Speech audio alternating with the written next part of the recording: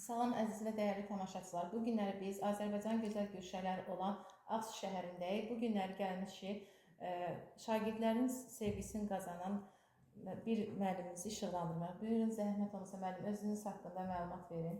Mən Məmmədli Mirzəxan Mirzənoğlu 1996-cı il fevral ayının 3-də Oğuz rayonunun Xaçmaz kəndində anadan olmuşam.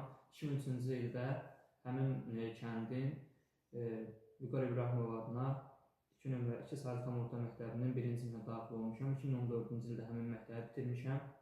Elə həmin ildə də Azərbaycan Dövlət Pedaqoji Universitetinin Şəki filialının coğrafiya ixtisasına qəbul olmuşam. 2019-cu ildə həmin universiteti bitirmişəm və 2020-ci ildən coğrafiya müəllimi kimi fəaliyyət göstərirəm. İlk iş yerim təyinat üzrə Ağsu. İmtahan verərək Ağsu rayonunun İlxıçı kənd Tam Orta Məktəbində coğrafiya müəllimi kimi fəaliyyətimi 2020-ci ildə başlamışam. Və 2021-ci ildən isə Ağsu rayonunun Sahib Mütəlimov adına Gecəli kənd Tam Orta Məktəbində coğrafiya müəllimi kimi fəaliyyət göstərirəm. Müəllim, fəaliyyətiniz dövrünüzdə uğur və nailiyyətləriniz, uğurlu yetirmələriniz? Fəaliyyətimiz dövründə əsas müəllimin uğuru odur ki, şagirdlərində birinci oxumağa və öz fənninə maraq və istək oyatmış olsun. Və mən də bu fəaliyyətin dövründə bunu bacardığımı düşünürəm. Çünki mən gəldikdən sonra şagirdlərdə coğrafiya fənninə qarşı çox böyük sevgi, maraq olduğunu gördüm. Və həmçinin də mən dərs dediyim şagirdlərdən hal-hazırda coğrafiya müəllimi kimi təhsil alanlar var. Bunu da özümə bir uğur hesab edirəm. Və hər ildə çalışdığımız qədər fən olimpiyadalarına uşaqlar hazırlayırıq. Yəni uşaqlar müəyyən uğurlar əldə edir.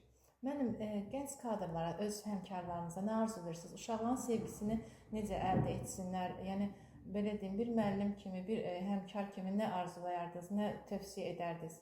Müasir təlimin prinsipləri, metodları dəyişib. Ona görə də şagirdlərə birinci müəllim öz fənninə qarşı sevgi oyatmalıdır.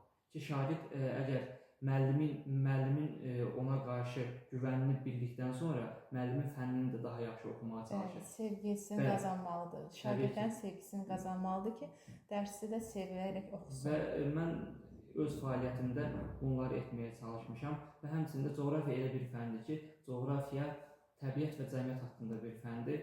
Həmişə şagirdlərimə bunu deyirəm ki, bir insan olaraq biz həm təbiətin, həm cəmiyyətin məhsuluyuq. Ona görə də biz çalışmalıyıq ki, coğrafiya fənnini daha yaxşı oxuyaq, daha yaxşı öyrənək. Və bir misal da həmişə onlara çəkirəm ki, sadə bir misal, məsələn, coğrafiyadan, əgər bir meşədə və yaxud da getdiyiniz bir yerdə yolu itirmiş olsanız, sizə həmin, belə deyək, itirdiyiniz yolu tapmaq, yenidən əvvəlki yerinizə qayıtmaq üçün ancaq coğrafiya kömək ola bilər. Həmin vaxtı sizə nə deyək ki, fizika, nə digər fənlər ya tarix kömək olmayacaq. Birbaşa sizə coğrafiya kömək olacaq. Çünki əgər siz üfüqün cəhətlərini təyin etməyi bacarırsınızsa, bu zaman asan şəkildə yolu tapa bilərsiniz.